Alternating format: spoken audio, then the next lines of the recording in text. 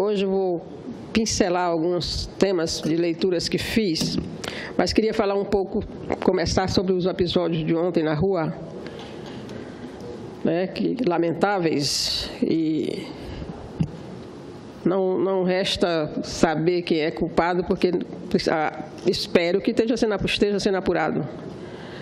Mas a gente tem o direito, quando as pessoas estranham quando se diz infiltrados, a gente tem o direito de pensar isso. A apuração vai dizer, se estiver sendo apurado. Porque tem um movimento aí que se diz movimento que anda assombrando os meninos e as meninas que estão ocupando a escola. E eles não escondem, né? Eles assumem, e sob a proteção da polícia, para obrigar os adolescentes a deixarem as escolas. Esse mesmo movimento que fazia parte do movimento anterior de manifestações de rua.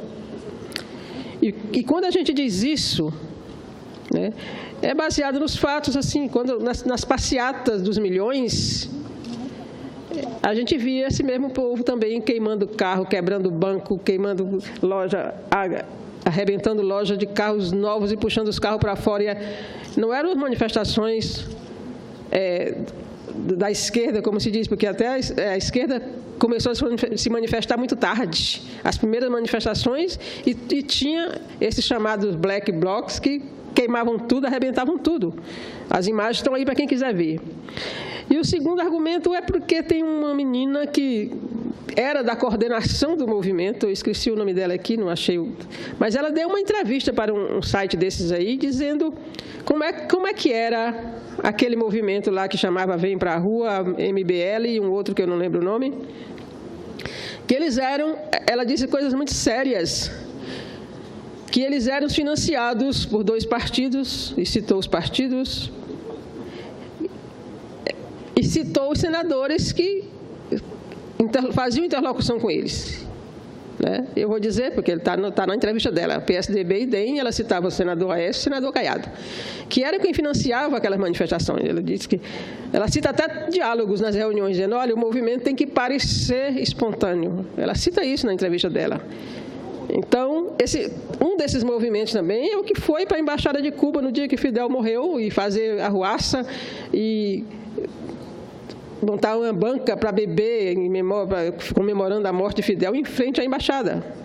Então, a gente pode perfeitamente desconfiar de infiltração para promover aquele quebra-quebra de ontem.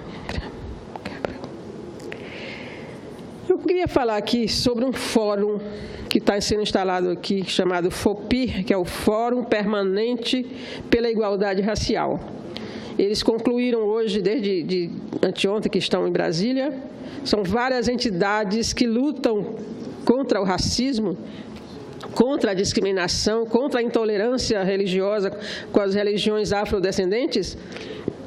E eles resolveram se unir num fórum para ficarem mais fortes, para resistir melhor ao avanço que está acontecendo no país do racismo, ao avanço do extermínio da juventude negra. E eles lançaram hoje o documento em uma audiência pública aqui no Senado, né, onde eles colocam a base do seu trabalho, querem participar da formulação de políticas da igualdade racial. Mas o que eu quero falar desse fórum, não vou falar da audiência. O que me assusta com esta casa é essa distância do povo. Uma casa que vota coisas importantíssimas para a vida do povo, mas com a galeria vazia, sem uma criatura assistindo aqui da galeria. Ah, mas tem a televisão. Mas as pessoas querem vir aqui olhar no olho. E se é a casa do povo, e se tem aquele montanha de cadeira ali, para que é mesmo? Se não for para o povo assistir aos debates e à votação dos seus senadores, que esse povo é eleitor. Eles querem ver como votam os seus senadores. Mas mais grave ainda, do governo ter medo do povo, dessa casa está com medo do povo, todas as casas, as duas. A entrada, a dificuldade para as pessoas entrarem ali para ir para uma audiência pública, Hoje, esse pessoal, representante de entidade, tinha gente de representante de fórum internacional, que vieram para a audiência pública, eles foram praticamente barrados. Foi uma dificuldade, eu tive que intervir, imagina, intervir para entrar esse livrinho aqui, que é nada. Que perigo pode ter num livro desse? Só se for as ideias que tem aqui. Mas esse livrinho, estavam proibindo de entrar, eu tive que intervir, porque é o material que eles iam distribuir na audiência pública. Mais grave, este adesivo que eu estou usando aqui, foi arrancado do peito das pessoas.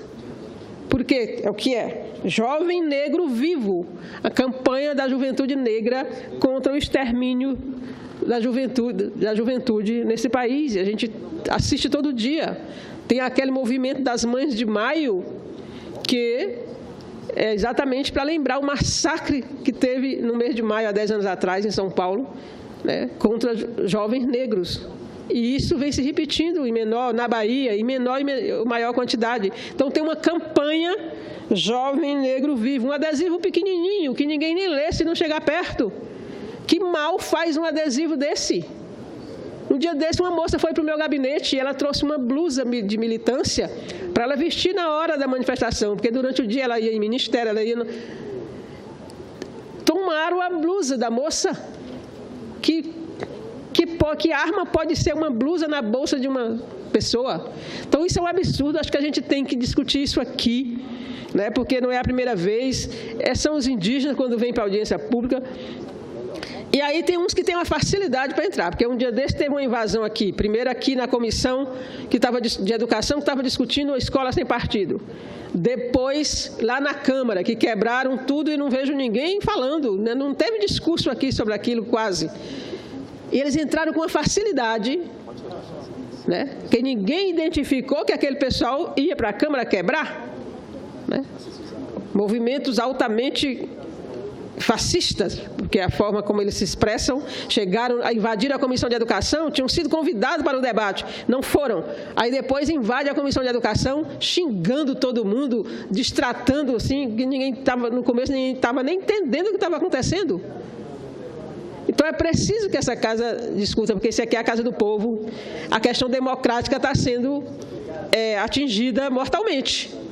Já chega a não querer debater os assuntos com o povo, né? Essa medida provisória 746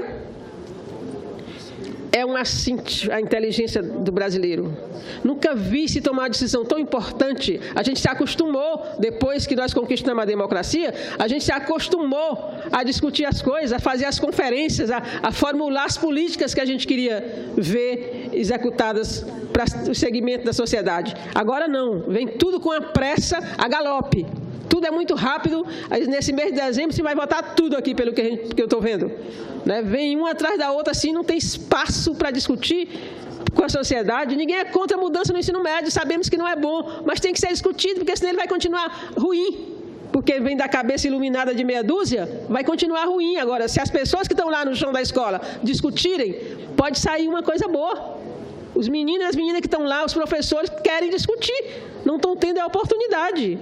Então, eu gostaria, porque foi dito aqui, para não se discutir o PL 280 de maneira atabalhoada, eu gostaria que isso valesse para todos os projetos que tem aqui em relação à população brasileira, que é quem vai, a execução deles atinge principalmente essa população. Quem é atingido pela mudança no ensino médio? Os estudantes, professores. Então, eles têm que discutir. Por que não? Qual é o medo que tem da população? Que parece isso, parece medo do povo. Então, tem que aproveitar que tem uma maioria absoluta, esmagadora, para votar tudo o que quiser, sem discussão, e depois o resultado pode ser aquele que...